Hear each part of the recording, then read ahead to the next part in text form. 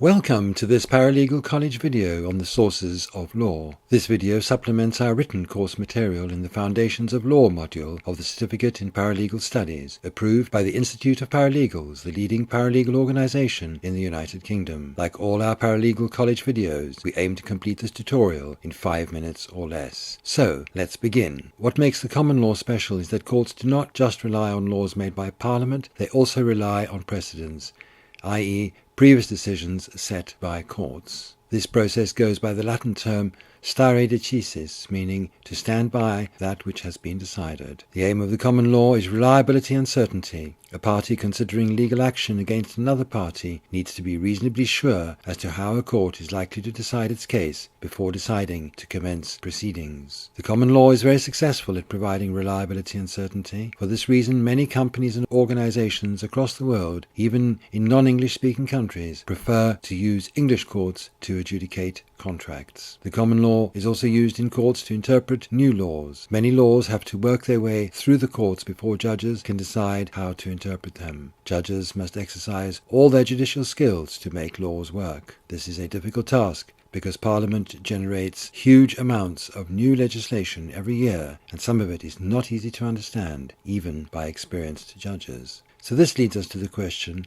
how does a law get made in Parliament? There are many different ways. Sometimes members of the public, special interest groups, or different political parties may want to make a new law about something that they think is important. If the government sees an advantage in a new law, they might launch a consultation to get opinions from interested parties. Once the minister decides what should go into the new bill, the proposal is sent to specialist lawyers to put the bill into legal language. In other words, to draft it. These specialist lawyers are known as Parliamentary Counsel. The government will introduce the bill at a state opening of Parliament in the Queen's, or, as the case may be, King's speech. The new bill can be started in either House, the Commons or the Lords, and once the title is read out to the members in that House, known as the first reading, an order is given to print the bill, and it is then distributed to each member of both Houses. Later, the bill is given a second reading, which is actually a debate on the main aspects of the bill. The bill then goes to the committee stage, where the real work is done. The committee scrutinizes every line of the bill and votes on any amendments proposed by the members of the committee. Once the work of the committee is finished, the bill is given a third reading. Members of both houses vote on the bill at this stage, but they do not debate it. If the Lords propose any amendments, they also have to be agreed by the House of Commons. In order for the bill to pass into law, it has to be agreed by both houses. There are limits to what the Lords can oppose. The Lords cannot oppose a money bill, for example a budget, and they cannot oppose a bill which was in the government's election manifesto. After the bill is passed, it is sent to the Queen for royal assent and then becomes law on its commencement date. Note that some acts never commence. One example of this is the Easter Act of 1928. This act is still waiting to be given a commencement date and is therefore not yet in force despite being 90 years old. So, once an act has passed through Parliament and received the royal assent,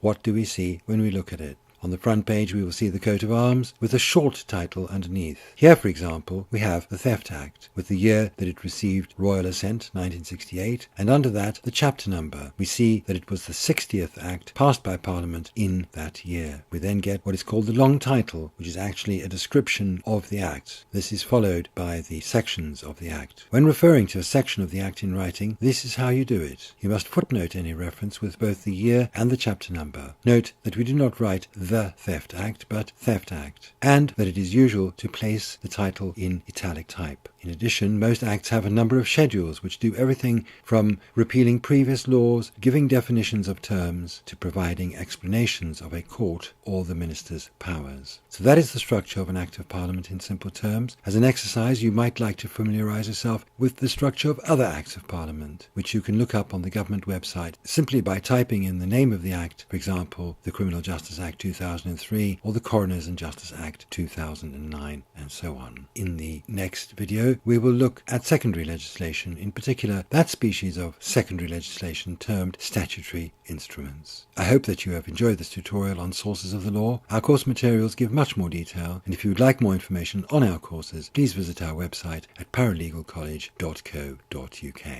Thank you for watching, and may the law be with you.